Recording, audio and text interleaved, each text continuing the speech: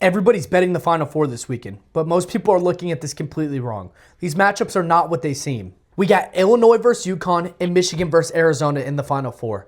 I'm going to break them both down, how the market is viewing them, and what actually matters, and the two spots I'm actually looking to bet. Let's start with Illinois versus UConn, because this line is actually telling you a lot. Illinois is sitting around a 2-point favorite. The money line is around minus 135, and the total is right around 140. Now, normally in a Final Four game, you'd expect some kind of line movement.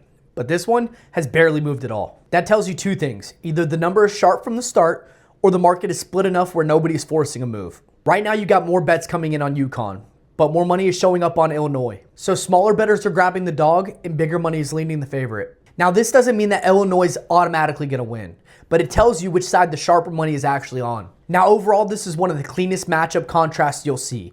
Illinois has a great offense, and UConn has an elite defense. Illinois' main objective all year has been to score, push tempo, and get second chance points. And that rebounding edge they have, that's real. They're top tier on the glass, and that creates extra possessions. UConn, on the other hand, they don't care about pace. They want half-court, physical possessions that make every shot difficult. They're not trying to outscore you. They're trying to wear you down. So when you match up a great offensive team versus a great defensive team, this game is going to come down to pace. If this turns into a faster game, Illinois probably has the edge. But if it slows down and turns into a grind, that's exactly where UConn is comfortable. It's like two completely different styles trying to force their game. Now, Illinois is top tier in rebounding and offensive efficiency, but UConn is top 5 in points allowed in defensive efficiency. One thing that really stands out here is Illinois is clearly the better rebounding team, but UConn is clearly the better defensive team. And those two things usually don't coexist, so something has to give. You also got to factor in this is a Final Four game. Everything slows down in these spots. Possessions matter more, mistakes also matter. And usually, the favorite is the more disciplined defensive team. Now, something you got to be careful with is trends, because UConn hasn't really been an underdog. So some of those against the spread numbers, they don't really translate to this spot. This is a different situation entirely. So now you're looking at it like this. Do you trust Illinois, who can control the game with offense and rebounding, or do you trust UConn to slow everything down and control the pace with defense? And when the line is only 2 points, you're basically picking who dictates the game. In this spot, I'm going to lean UConn here, and it really comes down to defense. In a game like this, especially this late in the tournament, defense travels. They're going to slow this game down and make it uncomfortable, and not let Illinois just play their game offensively. But the biggest thing here for me is coaching. You saw it against Duke. They were down 15 at half and down 19 at one point, and they still found a way to win. That's adjustment, that's discipline, and that's outright coaching. So you've got a couple ways you could play it. You could take UConn plus 2.5 around minus 120, or if you want a little more value, you can take the money line at plus 110. And personally, if you're going to trust them to keep this game close, I think they'll win it outright. So I'm rolling with UConn here. For the next matchup, we got Michigan versus Arizona. And this one is actually really similar to the first game. Arizona is slight underdogs here around plus 1.5. Michigan is the favorite, and just like the first game, this line hasn't really moved.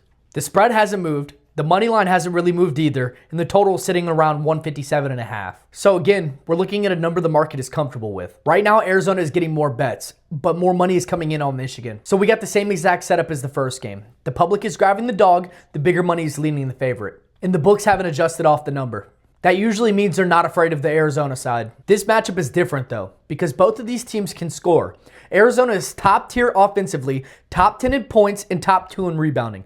Michigan, they're efficient, but they're way more inconsistent. You can see it in their recent games. They look dominant, and then they can completely fall off. Michigan's recent stretch, they've been scoring a lot. 95 against Tennessee, 90 against Alabama, 95 against St. Louis, and 101 against Howard. But again, that's against different levels of competition. Arizona, on the other hand, more balanced wins, and they're not just winning, they're covering. One thing that stands out here is Arizona is 3-0 against the spread, and the money line is underdogs. So they're comfortable in this role. Michigan, on the other hand, they're 13-18 against the spread and 29-2 on the money line when they're favorites. Now with the spread this low, that is not something you want to see with Michigan. But the money line, on the other hand, that is a great sign. Now look at the total, 157.5. That's way higher than the first game.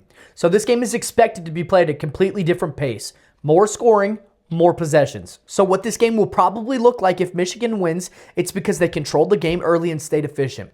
If Arizona wins, they matched the pace, they rebounded, and they kept it close late. So UConn versus Illinois was offense versus defense. This game is offense versus offense, and those are usually way more volatile. So now you're asking, do I trust the favorite with the money behind them? or the underdog that's been good in this role. I'm on Michigan in this one. Arizona can absolutely score, and this isn't a spot where one team has a huge offensive edge.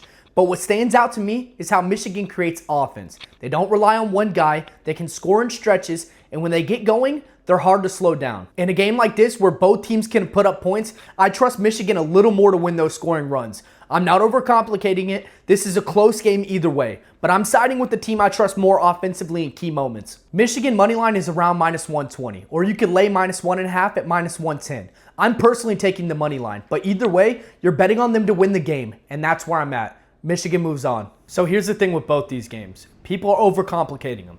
UConn versus Illinois, everyone's going to look at Illinois' offense. But this late in the tournament, defense and coaching matter more. And that's why I'm on UConn. And then Michigan versus Arizona, people are going to call this a coin flip. And yeah, it's close. But I'm siding with the team I can trust more when the game speeds up. And that's Michigan. And this is what it really comes down to. I'm not betting rankings. I'm not betting hype. I'm betting how these games are actually going to play out. So for me, I've got UConn and I've got Michigan. Now we let it play. If you want all the plays for these two games, they're in the Discord. Money man out.